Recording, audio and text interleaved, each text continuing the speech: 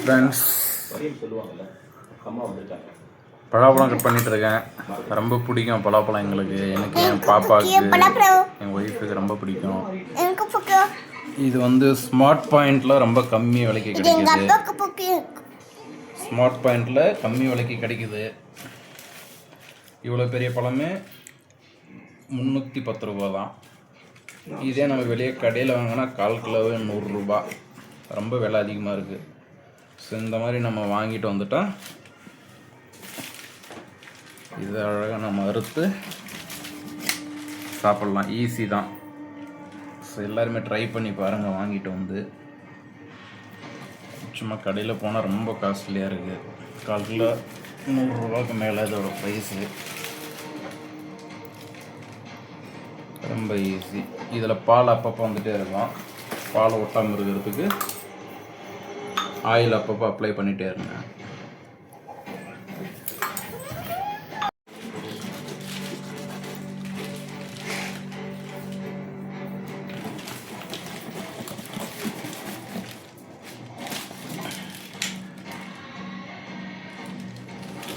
நல்ல வாசனை, சூப்பரான வாசனை. பலாப்பழம் ரொம்ப பிடிக்கும். யாருக்கு தான் பிடிக்காது பலாப்பழம்? பழாப்பழம் கரெக்டாக உச்சரிக்கணும் இல்லையா? ஓகே. இது ஆயில் அப்பப்போ வராமல் இருக்கிறதுக்கு ஜஸ்ட் ஆயில் அப்ளை பண்ணிகிட்டே இருக்கணும்.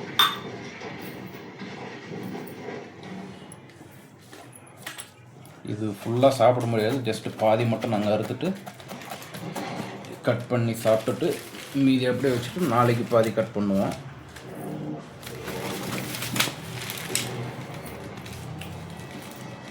அவ்வளோதான்.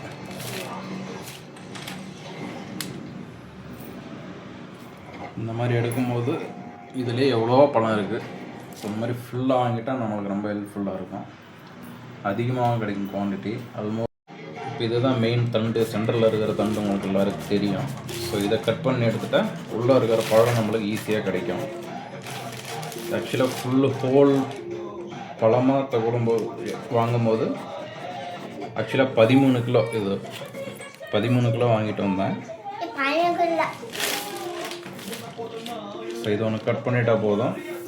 இந்த பிளேஸில் இப்படி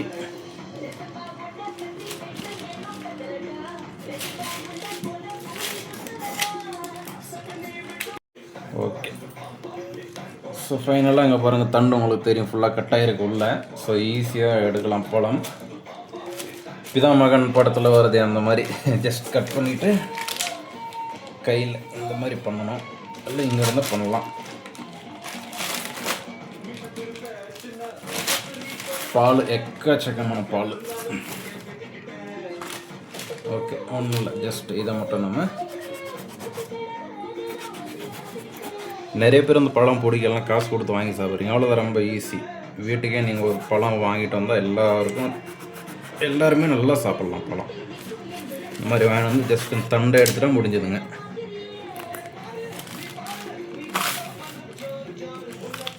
ஸோ தண்டை எடுத்துகிட்டு இங்கே பாருங்கள், பழம் ஈஸியாக இந்த மாதிரி வரும்.